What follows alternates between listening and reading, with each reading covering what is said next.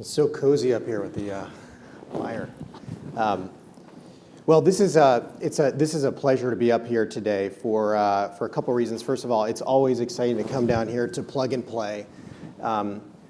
Even as a venture capitalist, where you get to talk to exciting entrepreneurs every day as your day job, the energy down here is just amazing.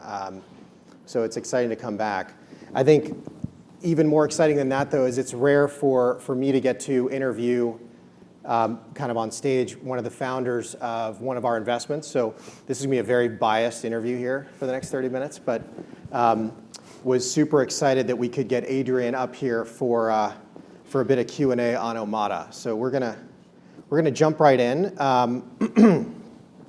Adrian is, I'll let you introduce yourself in a second, but one of the amazing founders, one of the amazing three founders of Omada.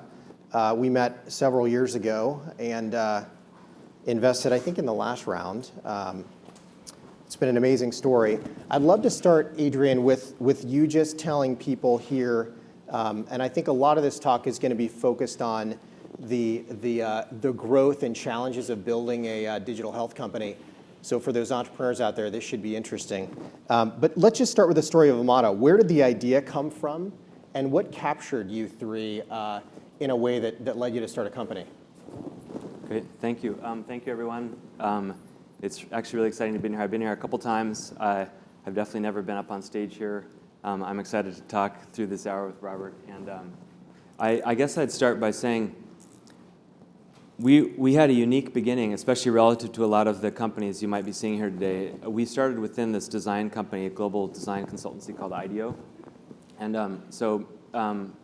I guess just for my context, please raise your hand if you've heard of IDEO. So maybe a third or so. IDEO is a design consultancy with the focus on starting, as Jody mentioned, like starting always with the user and focusing on user needs at the center of everything, but also always obviously including lenses of viability, business viability and technical feasibility. And in early 2011, I was there as part of the medical products group. And one of the partners of IDEO challenged us to look for solutions that would involve design and technology for this burden and incoming further tsunami of chronic disease. It was that general. It was that vague to start. And a couple of us dove in. My now co-founder and our CEO, Sean, at that point was an intern on leave from Harvard's MD MBA program, spending a summer at IDEO. We had a couple months and a small budget from IDEO. We had to convince the IDEO partners that we had a reason to be doing what we were doing because this was not a project for one of IDEO's clients. It was an internal exploration. We called it an phase 0 at the time, entrepreneurial phase 0, and we didn't know what we'd find. So what happened is we started with this combing the behavioral science, and the clinical evidence in disease prevention. And Sean, to his credit, found early on this landmark clinical trial called the DPP that showed something that we may all take for granted, but a lot of the business world doesn't, which is diabetes is preventable. And it's preventable through lifestyle change. And it's reliably preventable through lifestyle change if you do it in the right way. And we put these steps together. We began talking to some early investors. We began thinking about, again, the lenses of design and technology, and we thought, if we can create a program that builds on the pillars of this famous clinical trial, but does it in an engaging, scalable way, we might have a business here. And as soon as we realized we might have a business, we went off on user interviews. We flew to Atlanta, we flew to Chicago, we did all these interviews in the Bay Area, qualitative in-context interviews with people who had just been diagnosed with prediabetes to say, if there is a design opportunity and technology opportunity and a clinical opportunity, great, but does it matter to people? What does it feel like to have experienced a recent diagnosis of prediabetes? Is that an emotional motivator? Is that a catalyst that's worth leveraging further and building on? And we came away from these in-context interviews with our stomachs just buzzing. I remember going home from my wife, and I told her, I think this is what's going to finally get me out of IDEO, because I loved my job there. And then fast forward a month, we had support from IDEO Partnership to spin the company out. we, I guess, for me personally, a big deal on the timing of this was that the day I finally decided to leave IDEO and Sean and I committed to starting this up for real, the next morning is when I found out my wife and I were pregnant with our first child. And so it's been this just incredibly intense, awesome, very focused last 5 years of building a family and building this company. So a couple more words about what we do. Omada, fast forward 5 years, we're a behavioral medicine company. You could call us a digital behavioral medicine company, but I think it's more relevant that we're just providing care to people. We are a healthcare company. We sell a lifestyle program to large employers, health plans, and health systems that helps their employees and their members lower the risk of type 2 and heart disease. And we can go further into where we're expanding from here. But the basic construct of our program is a combination of professional health coaching in a small group online setting with about 20 other peers, working through these pillars of this famous landmark clinical trial from 15 years ago, but with a strong, knitted together designed experience and technology component. In our case, we have a digital wireless scale that we can talk about further with a cell chip in it that helps people track their progress over time. And it's simple as this. If you lose weight in the right way and you keep it off over time, your risk of diabetes and heart disease goes down. It's enormously complicated to make that happen at a population level reliably, but that's what Omada is doing. That's great, Adrian. So I want to go back to the team for a second. So it was you two, and then I think Andrew joined a little later, sooner after that. Maybe help those in the audience understand how you put together. It sounds so kind of perfect by happen chance that you and Sean met, and it sounds like just such an easy story. How did you put together the initial team that still stood the test of time, even through now 3 or 4 rounds of financing in those early days? Well, so for me personally, even before Sean was involved, there's this concept that we might do this work, and there are various leads at IDEO who are interested.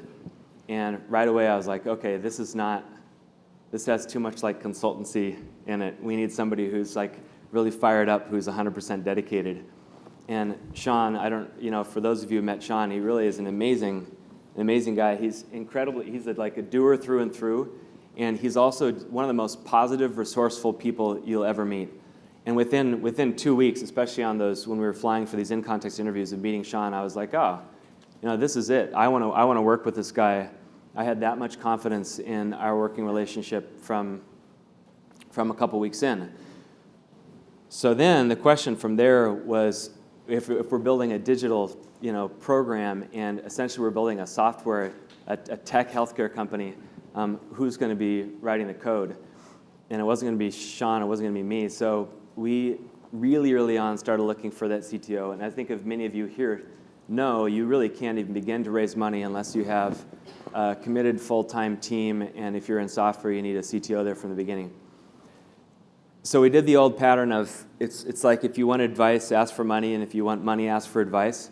So if you want to hire someone, just start asking for their help and work it forward from there. We called up Andrew, this coder who is a friend of Sean's from Columbia, and we began just a series of conversations about how the input he could give us. We're doing this exciting thing, and about a month later, he's like, "Okay, you guys got me," and he moved from Boston, joined us in San Francisco, right about the time we were leaving IDEO, and we were accepted into the Rock Health incubator at the time, and so that's how the team came together.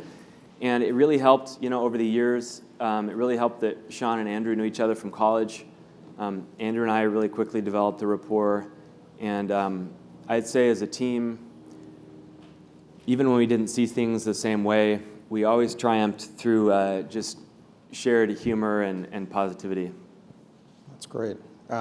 So let's talk about the first stages of. So you have this idea, you form a company, everyone's full-time. Mm-hmm. That's a huge jump into the ocean.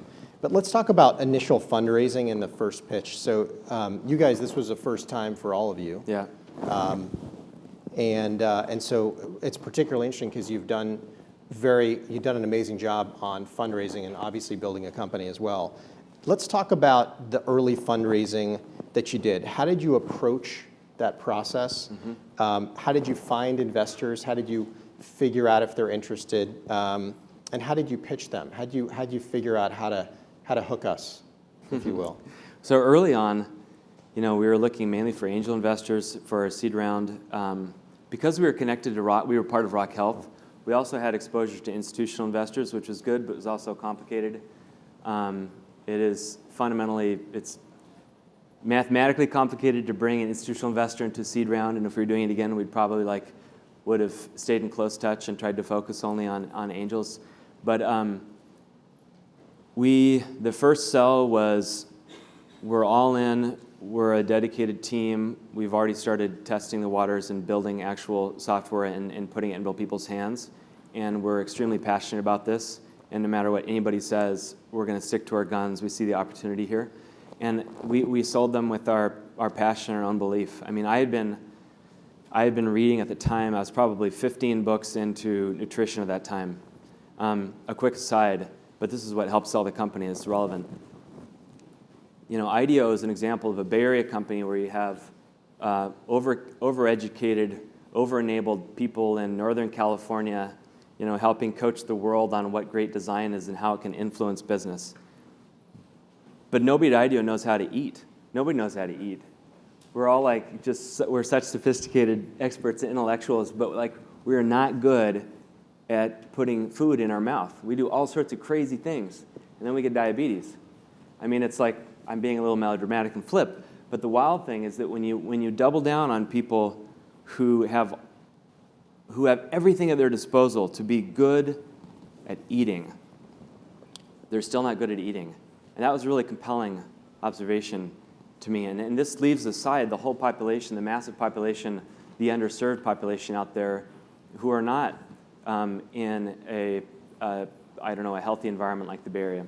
So at IDEO, what happened is we started having these talks to the company about food. We talked to them about fiber, and we talked to them about glycemic index, and we talked to them about daily routines and habits and macronutrient balance. And I realized that nobody knew anything, but they all wanted to hear more. In our early pitches, I even remember sitting down with Esther Dyson early on and just jumping right into food and health and what people know to eat and what they don't. And when you then paired that and the opportunity for education and support with the massive health problem of diabetes and obesity-related chronic disease generally, and with the money that was being spent on type 2, I think people wanted to believe, and they wanted something to succeed, and that was I would say, stage one of fundraising. What would you say were some of those early hurdles, or even among all the rounds, in working with investors? You've obviously garnered a lot of attention throughout your rounds, each one successively more. You did a lot of things right, obviously. How did you find the process in selecting investors to work with, and what were the kind of hurdles you had to get over to close a round, whether it's Series A or B or C? I remember early on, thinking, when you're an entrepreneur and you believe in something and you have a team that you're supporting, and especially after you've hired a few people, then you're part of your brain, I'll speak for myself at least, part of your brain is we want to make sure we pick the right investors, and the other 90% is we desperately need money. and so really what you're thinking is you're going into a cycle of fundraising, and what you're thinking is, please God, somebody give us money, fast. And then what you remind yourself before each pitch is, you would be lucky to be able to give us money. And you nurture that total incompatibility in your brain. You nurture that incongruity in your brain. You say the elements of value are scarcity and social proof. Even though you don't want to believe that, in the fundraising cycle that it's going to come down to giving investors deadlines. They have no reason to make decisions unless they have a deadline. In fact, they have the opposite, as you could tell us. They have every reason to wait and wait and wait and uncover more risk, mitigate more risk, explore more. And so it comes down to just confidence and catalyzing process, and it's black magic. I mean, I watched Omada as a company, Sean specifically, get better and better over the rounds. It took us 5 months to raise $800K for our seed round.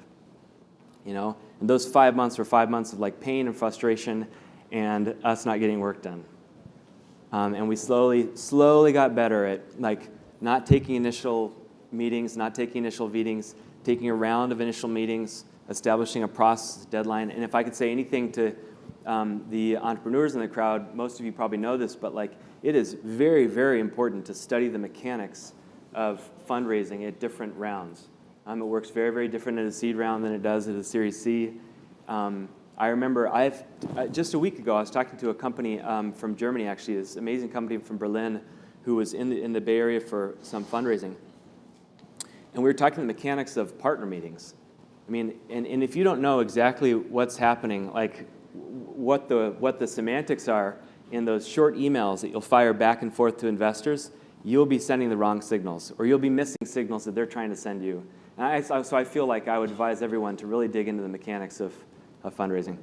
So let me dig into that one more level there. So how do you create a bona fide sense of deadlines with investors? I entirely agree with what you say. Obviously, we view that as option value. So how do you create a process that drives multiple buyers, if you will, to come to the table in generally the same time frame? So one is this happens in any sort of design challenge, but you essentially think of prediabetes. The continuum of prediabetes toward type 2 diabetes is demarcated by, you could take fasting plasma glucose or A1C, but let's say prediabetes equals 5.7 to 6.4 according to certain bodies, and then at 6.4 all of a sudden you have type 2. But when you uncover that, actually it is a physiological continuum up toward type 2. And the further along you are as a patient or as an individual, the harder it is to come back. So for us, it was about taking a process that was intrinsically messy and complicated and operating along some continuum of interest and fuzziness.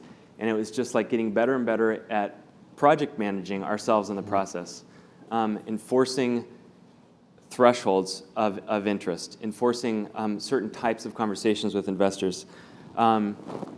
It was at times being very honest about how much money we had, which I know is always sort of a sensitive topic to give that card away. But at other times it was saying the window is closing for these reasons and these 5 people are interested, and we very carefully gated these conversations so they're happening at the same time. I would love to meet you next week, Robert, Monday, but unfortunately have some other meetings scheduled next Monday. and getting Is that used what was happening? I wondered. Every Monday. Monday was such a bad day. I couldn't figure it out. Monday was such a bad day. Monday partner meetings, but like getting used to just doing things in careful waves. We also had, in our case, Robert was asking me about this before the talk, but Omada invested pretty heavily in setting up a study with people who are at risk for type 2 diabetes. And we recruited 220 people. We got them into our program, even though it was early. We built the software. We saw results. We had the technology connected. And that created a sense of urgency. People could see, okay, they're doing well. All right, well, you're showing me the results at 8 weeks. Now at 16 weeks, they look to be losing the weight and keeping it off. It's pretty compelling, and someone else is going to be interested in this. I better put my money in. So that's interesting. So you actually used, we'll go back to the trial in a minute, but you actually used company milestones as one way of creating a competitive environment for fundraising. Yeah, you'd say, we're about to talk about the 16-week results from this program. We're using this clinical trial as a proxy, but we're seeing even better results and engagement. I mentioned this again before, but we had somewhat confusing but also helpful interest from a large private payer in the U.S. from day one of Omada. They had been in the diabetes prevention space, and they saw what we were doing at Rock Health. And having them in the milieu a little bit, I think also catalyzed interest from investors, also confusion. What was their interest? what was their relationship with us, was it strategic or commercial, but it was still helpful to have that, that just evidence of buying, evidence of buyer. I feel like in digital health, like a lot of companies I feel like get started, they really don't know who's going to be buying and how the buying will happen. What are the mechanics of the sales cycle? What is it like to sell to a VP of benefits at a large employer? We really dug in early, and we tried to be really responsible in those conversations with investors. Actually, let's go to that. So, and then I want to jump to persuasive design. So, in that case, we have a number of strategics in the room. So, so as you would think about it, and we a number of our portfolio companies have had great relationships with strategics that ended up being investors, and some also as customers.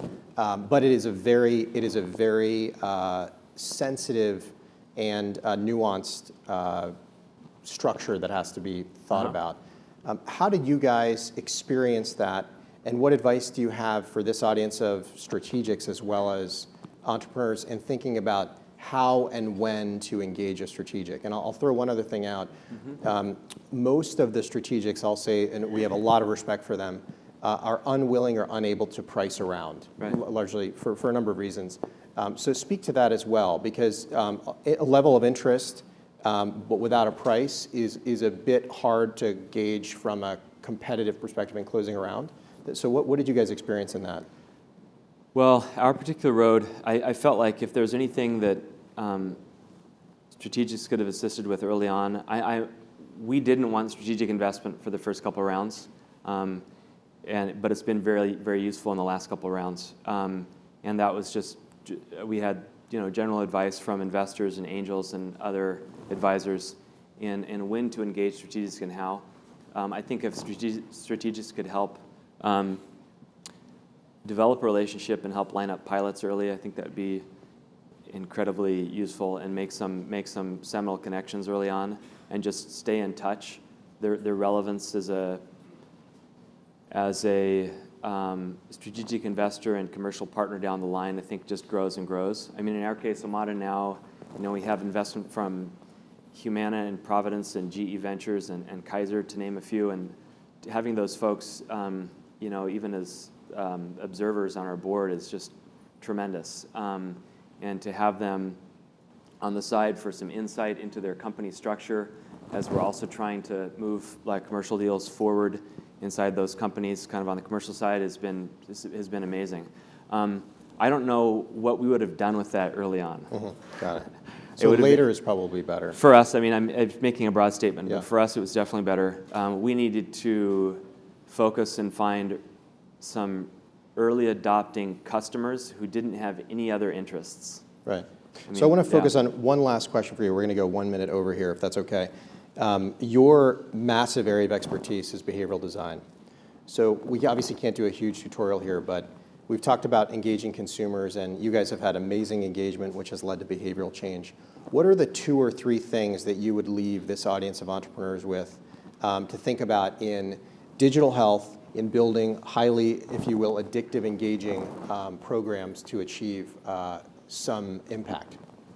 Well, the way I think about it is, I'll quickly mention like kind of what Omada considers its 4 major points of difference. We're a company where we're digging into behavioral medicine in a new way. We see ourselves not as wellness. We see ourselves not as sort of classic, I guess, gamification, kudos and points in exchange for financial incentives, for discounts on benefits, et cetera. We see ourselves very much as integrated into the healthcare system, paid for through claims, as a part of medical policy.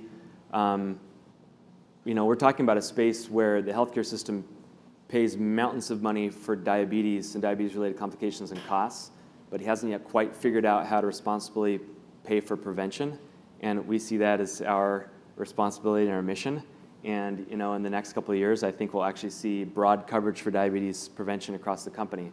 So then that's on the how we fit into the healthcare system side.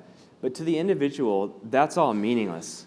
The question, I guess, if I were starting to answer your question, the point I'd make is, how are we relevant to a given individual out there who is vaguely concerned about their health, but it probably isn't their top concern. It might be like number 5. And we're trying to go into their world and say, pay attention to us. We're important. Think about diabetes prevention. Take care of your body better. Take care of your family. Invest in your health. So what does it take to get there? Well, so our points of difference as a company are we start with science. That's data science, behavioral science. We deepen with design. So, from IDEO, the whole design of an experience that's cohesive and engaging to people is critically important in a complicated environment like this. We empower with people. We actually believe that like a human problem as complex as chronic disease has to be addressed by understanding people really well, their environments, their friends and families, how they're influenced.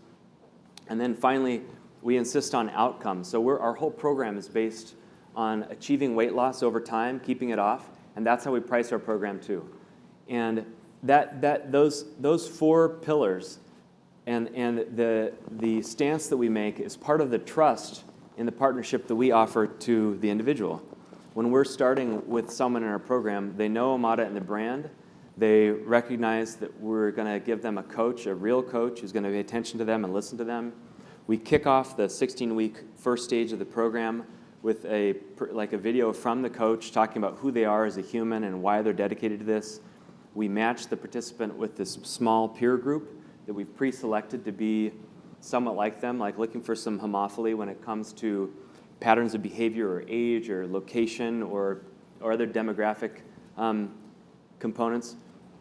So we put all this work up front in the investment of trust. Mm-hmm. And I'd say the investment in trust means that like 8 weeks later, even after you've done a really engaging job with your design and a clever job with your persuasive technology dynamics, that the layer of trust that you build up front and emotional capital you build up front will make it more likely that they come to you in a moment of need versus just abandoning their efforts at diabetes prevention altogether. Great.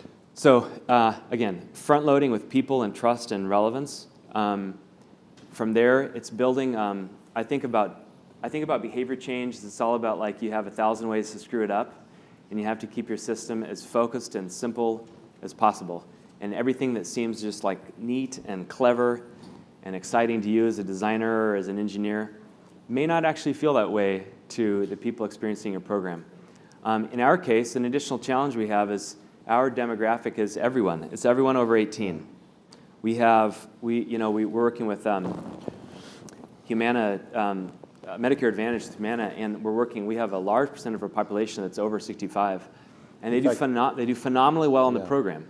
Yeah. And people always ask, like, what about the digital divide? And it's like, no. That's an assumption you're making. You need to work with these people, see how they use the program, and be relevant for them. Great.